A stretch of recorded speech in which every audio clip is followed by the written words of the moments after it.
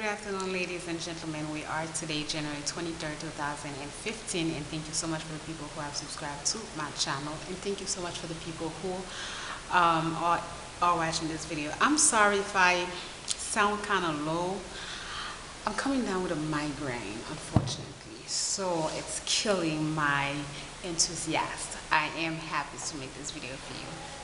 Alright guys, so this particular video I am going to review for you this book, Rat Bastard by John Shea, and I am also going to review this book which is called The Brothers Bulgers. They both work together. Have you watched the movie The Departed? I do believe that The Departed was written off based on that particular book.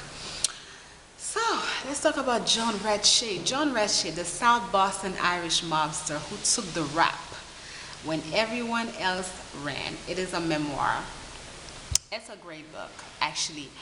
Remember how in my past videos I did tell you guys that I could not wait to review and I was going to go in depth into the characters?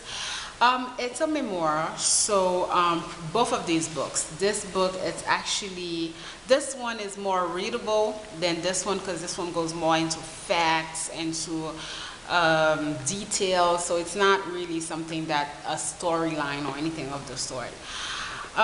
Basically, John Red Shea is a Bostonian. He's an Irish guy from Boston who took the rap. He was incarcerated. How long did he spend in jail? He was incarcerated and he spent quite a few time, probably over, I can't see, probably over 10 years he spent in jail because he took the rap for Whitey Bulger. If you don't know who Whitey Bulger is, maybe you just might want to do a little research on Whitey. I do believe that he's still in part of the list of the FBI's America Most Wanted. So Red was a kid who grew up in a project in Boston, mostly in the South Boston area, with his mother and his sister. He's the only boy, and you know he did not have a loving mother, and he was into boxing early enough. He was really into boxing. He was a typical kid. He was not doing so well academically, and you know he was getting a lot into fights in school, so he started to, but he liked boxing, so he started to box. Eventually I think there was no problem with the boxing, but it was just the fact that I think at the time African American boxers were leading more, so he ended up starting to you know, do the drug, but not like take drugs, basically sell drugs. And then eventually, but the way the book is written is that he had moral value, not moral values, and he had character and principle. He was a guy of principle. So eventually Whitey saw him and Whitey liked him. Whitey liked the way he carried himself. Whitey liked the fact that he wasn't a rat, R-A-T. If you don't know this term, is basically someone who's not pointing fingers, someone who's not ratting out friends. You're not telling other people that, let's say the cops are coming and a murder just happened or something happened, like that person is not going to snitch on their friends. So Red was that particular character. He was, even though he was in the illegal field, he was somewhat a guy with different principle who understood the game. And I do believe that Whitey saw right through him. When Whitey saw Red, I think he was young. He was very, very young. He was in his, I don't even think he was in his 20s when he started to do these things. He was still in his teens, and then, you know, eventually he turned 20. He was in his 20s. He had a girlfriend. He loved his girlfriend. Her name was Penelope. That's not her real name, but that's the way they call her in this book. Her name was Penelope. And, you know, he really was into her. Like, he really loved her.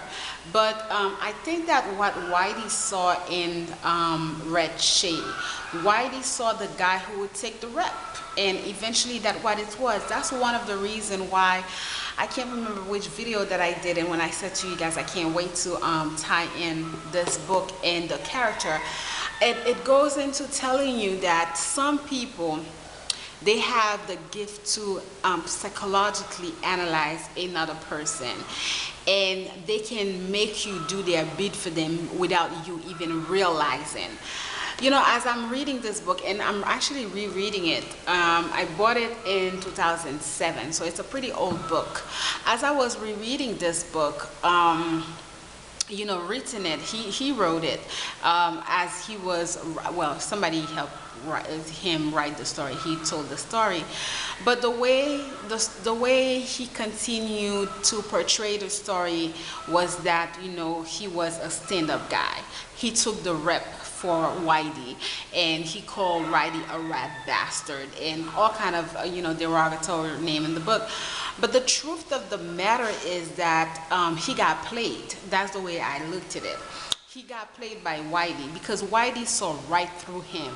Whitey saw that he was going to be that guy, that kid who took the leap. Whitey saw that because Whitey saw his character.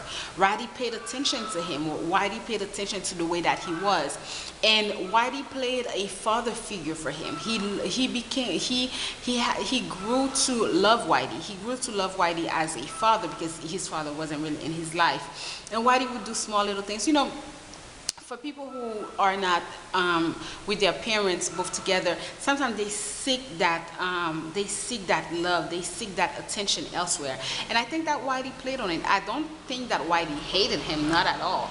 But Whitey was a businessman, and Whitey knew that eventually the feds were gonna come and the feds were gonna go and take him, and he was the guy who was going to take the fall. Now, when you read this game, when you read this, and actually when you read this, you understand this is a very good book. It is really well written. Who wrote it? Howie Cowell wrote it. It's called The Brothers Bulgers. Whitey was at the end of the spectrum while his brother Billy Bulger was actually a senator. He was part of the politics. He was part of politics. But both of them really together, they ran the game. Both of them together. So I think that this book, if you want to go into, well, it's not even about going into a political career, really. If you just want to understand the game, if you want to understand how things are done, and if you believe that just because someone has a political career that they're not dirty, then maybe you just need to pick this one up. But it has also a lot of, you know, how can I say, like lessons. That's it. This book has a lot of lessons to read about how people are. So I think that Whitey was an informant for the government after a few, you know, he was a big informant, and Whitey, so far he's at loose, but although they put him as the, you know, one of the FBI's most wanted, I don't think that they would ever catch Whitey Bulger. I don't think so. And I do, there wasn't it, I actually need to do some research. Didn't he come back to the U.S. or something like that? I'm not too sure. If you are very, very certain about the ending of Whitey Bulger, if they caught him, I don't believe that they did, but if you are certain about it, maybe you just might want to share that with me, and if it's a particular article, maybe somewhere where I can just double check it, because I'm not too sure he's ending. But The Departed is one of my favorite movie. Let me tell you, actually I will be watching it with my student as well. This is a classical movie. Like, first of all, it is with the best actors. The best actors. Who plays in it? Mark Wahlberg plays in it. Leonardo DiCaprio plays in it. Jack Nicholson plays in it.